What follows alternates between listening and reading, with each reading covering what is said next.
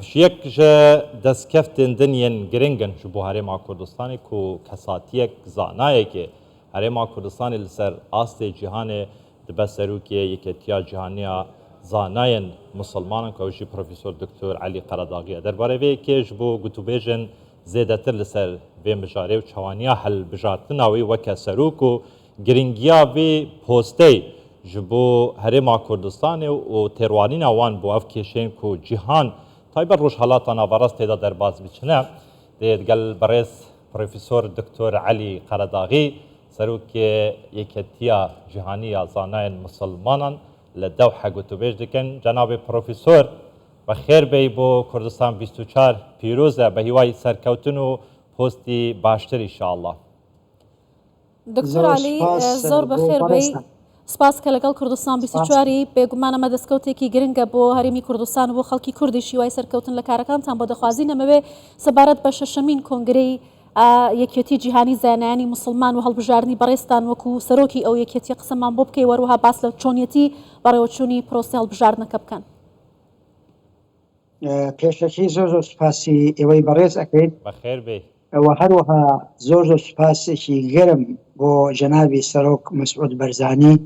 کە ئەمڕۆ تەشریفی ئیتیساڵی لەگەڵ ئێمە کرد و پیرۆزبایی لێکردین بەڕاستی ئەوە شوێنی ڕێز و قەدرە بۆ هەموو لایەکمان و هەروەها زۆر سوپاس بۆ بەڕێز و زۆر خۆشەویستمان جەنابی کاک مەسعود بەرزانی کە ئەویش دوێنێ ئیتیساڵی لەگەڵمانە کرد و هەروەها پیرۆزبایی و دڵخۆشی خۆی دەربڕی و هەروەها بۆ کاک قوباد ئەویش جەنابی ئیتیساڵی پێکردین و هەروەها پیرۆزبایی لێکردین. ئێمە زۆر سوپاس دەکەین بەو هەستە بەرزەی کە ئێمە هەستی پێ ئەەکەین لە بەرامبەر قیادەی گەلی کورد. ئەمە بەنسبەت ئەم کۆنگرەوە طبعاً ئەم کۆنگرەیەکە کە تقریباً تەمسیلی زیاتر لە 6,000 عالمی مسلمانان لە 92 دەولەتە ئەمانە یعنی مجموعەیەک لە عولەما لە هەموو منطقەیەکە تەمسیلی ئەم عولەمانە ئەکەن لەگەڵ 64 جەمعیەی عولەمایی و هەروەها ئینسانی. ئەمانە بەگشتی تقریبا دەوری 1100 عالم و زانا کۆبوونەوە و دوای طبعا مناقەشات یەکێک لەو کارەکان ئەوە بوو کە اختیاری ڕئیسی ئیتیحاد بکەن. الحەمدولله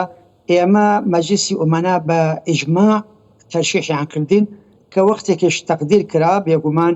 الحەمدولله زیاتر بە 91 اختیار کراین کە بێنە سەرۆکی یەکێتی زانایانی مامۆستایان و ئەو عولەمایانی جیهانی. زۆر باشە دکتۆر هیچ بربژێرێکی تر هەبوو یان بڵێن هیچ منافسەیەکت هەبوو لە کۆنگرەکەیان خۆت هەر بەتەنیا بووی؟ قەدەرەن بێگومان لە پێشە ینی چەند کەس چەند برادەرێک ویستیان منافەسە بکەن بەڵام کە وەختێک تەماشا کرا وا بە باشزانرا لە مەجلیسی عولەما کە تەماشای سەوتیان کرد مەجلیسی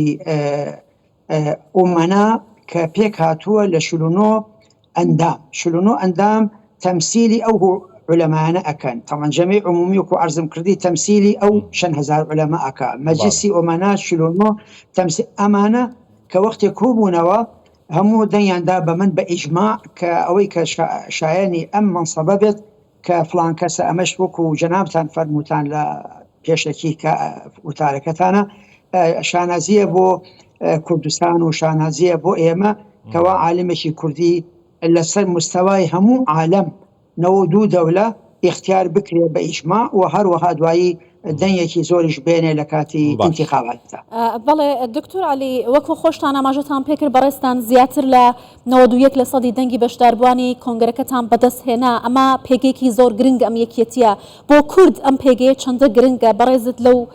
شوێنە وەکو سەرۆکی و یەکێتیە دیاری کراوی تا چەندە بۆ کوردستان بۆ هەرێمی کوردستان ئەمە بە گرنگ دەبینن؟ بێگومان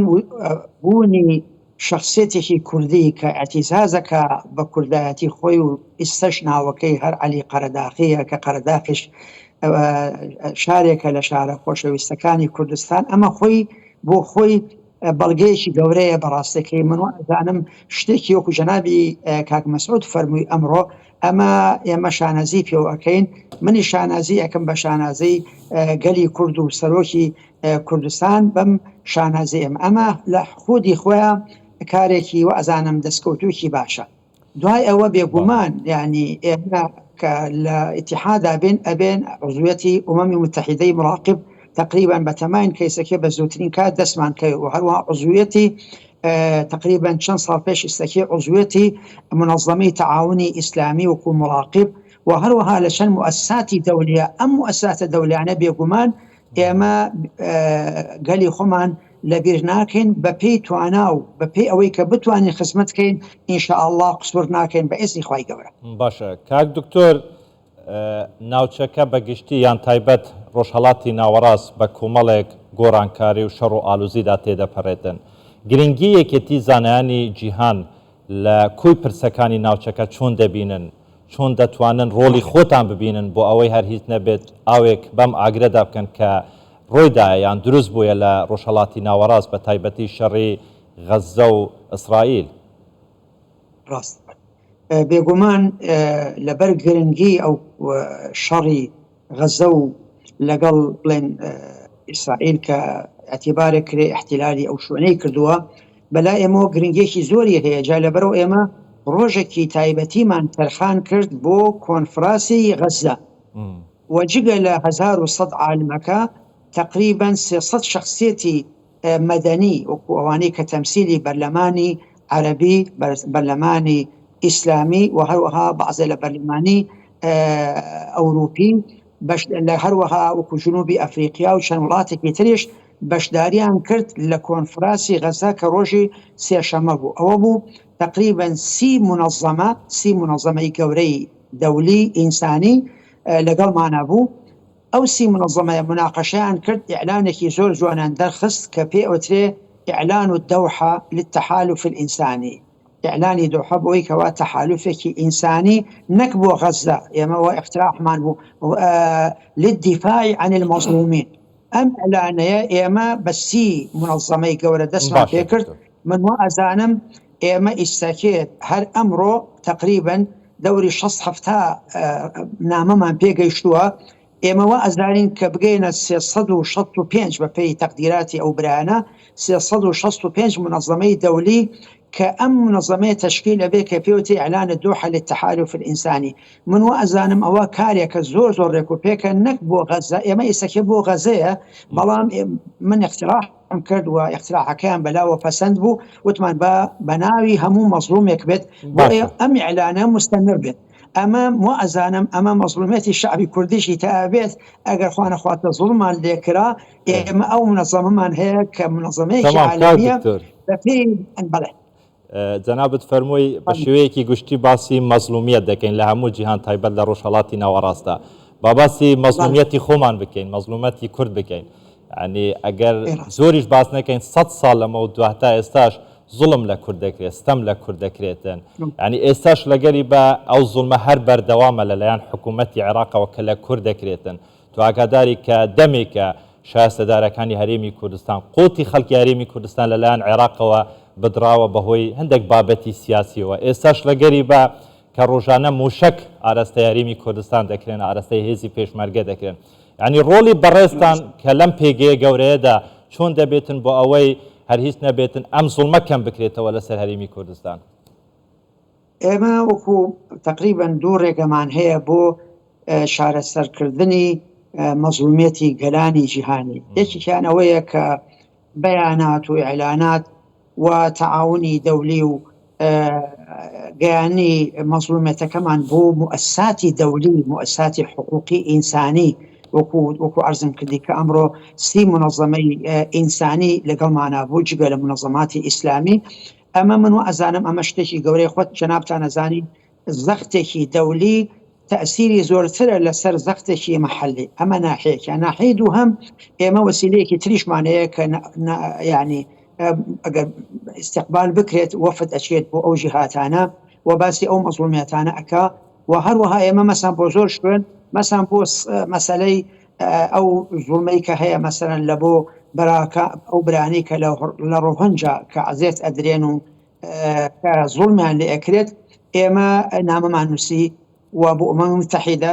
و هەروەها بالمناسبە ئەمم متحیدە لەگەڵ ئێمە تەعاونی هەیە بۆ جانبێک کە پێوتێت تەنمیەی بەشەری و تەنمیەی ئینسانی و بە تایبەتی تەنمیەی اقتصادی تا ئێستاکە سێ لیقای گەورە کراوە لەسەر مستەوایەکی بەرز لە بینی ئێمە و لە بینی ئەمم متحیدە. ئەمانە هەمووی من ئەزانم ڕۆڵی خۆی ئەبێت بۆ ئەوەی کەوا بتوانین بەلای کەمێوە زوڵم کەم بکەینەوە،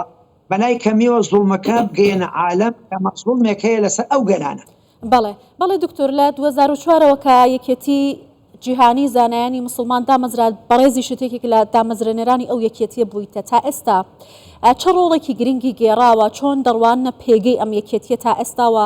چه هەنگاوێکی گرنگی بۆ چارەسەرکردنی کۆی و پرسانە ناوە کە ئێستا بەڕێزت ئاماژەت بە هەندێک لە پرسە گرنگەکان بە پرسی کوردیشەوە کرد. زۆر ینی بێگومان ینی ئێمە وەکو ئیتیحاد بە نسبەت کوردستانەوە هەر کاتێک بۆمبەباران کرابێت لە هەر جهەتێکەوە ئێمە ئیدانەمان کردووە. ڕەنگە بەعزە ئەحزابێک لە کوردستانە نەیانتوانیەوە ئیدانەی ئەو شتە بکەن، ئێمە ئیدانەمان کردووە بەبێ ترس و بەبێ خەجاڵەتی. ئەوە ناحەیەکیان بە نسبەت جیهانەوە. بەڵێ دکتۆر ئەبزانم پەیوەندیە جەنابێ پرۆفیسۆری قوت بوو پرۆفیسۆر دکتۆر عەلی قەرەداغی سەرۆکی یەکێتیە جیهانیە زانایان مسلمان ئاڤەگەڕیا. فەرموو دکتۆر. جەنابێ پرۆفیسۆر بەردەوام بە. بە نسبەت کوردستانەوە وەکو عەرزم کردی هەر کاتێک کە بۆمبەبارانی شوێنێک لە کوردستان کرابێت هەولێر یان ئەو شوێنەکە یان حاجی عومران یان مەناطیقی حدودی لەگەڵ ئێران یان لەگەڵ تورکیا ئێمە ئیدانەمان کردووە بەبێ یعنی ترس و بەبێ لەرز. ئەوە شتێکی واضحە و هەموو کەس ئەزانێت. ئەمە لەسەر مستەوای دووەلی تقریبا چەند سوڵحێکی گەورەمان کردووە. یەکێک لەوانە لە بینی قەرغیز و لە بینی ئۆزبەکستان شەڕێکی زۆر گەورە هەبوو، تقریبا 3000 کەس کوژرا و سوتات، چەندەها ماڵ سوتە. 2010 من لەگەڵ وەفتێکا ڕۆیشتین و لەگەڵ ڕئیسی حکومەت و هەروەها لەگەڵ معارەزە دانیشتین. الحەمدوللا گەیشتینە ئێتیفاقیەتێک کە لە 4 بەندی گەورە پێک هاتبوو تەوقیعان کرد و داوامان کرد حکومەت الحەمدوللا ئەو سوڵحە شوێنی خۆی گرت. مەسەلەن لە داغستان شەڕێکی زۆر گەورە هەبوو لە بینی گەنجی پێوتێ شەبابی موسڵمان لەگەڵ حکومەتە. ئێمە شوین ئەو سوڵحەمان کرد و دەورمان هەبوو. ئەم مفاوەزات و ئەو سوڵحی کە لە دۆحە کرا بەڕاستیەکەی با علمی جەنابتان بێ ڕەنگە من یەکەم جارە ئەو شتە بڵێم. ئێمە وەکو ئیتیحاد شخصی ئێمەش وەکو عەلی قەرەداغی ڕۆڵی خۆی هەبوو لە بیدایەتی مفاوەزات لە پێشە برا ئەفغانێک نان ئەویست ئەفوان بەس دقەیەک ئەو نیو دقەیەک نانەویست کەوا مفاوەزات کەن. ئێمە توانیمان کەوا کۆیان کەینەوە الحەمدوللا مفاوەزات کراو و ناگەیشت بۆ مفاوەزاتێک. زۆر شتی زۆر هەیە جگە لە جانبی علمی، جگە لە جانبی سیاسی، جگە لە جانبی اجتیماعی. ڕۆڵی ئیتیحاد بەڕاستی زۆر زۆرە، پێویستەکە بە حەلقەیەکی زۆر تایبەتی و کەمتر نەبێ لە سەعاتێک. زۆر باشە بەڕێز پرۆفیسۆر دکتۆر عەلی قەرەداغی سەرۆکی یەکێتیە جیهانن زاینی یەن مسلمانان کو لە داو حەدگەلمە بۆ گەلێکی سوپاس جەنابێ پرۆفیسۆر. زۆر سپاس.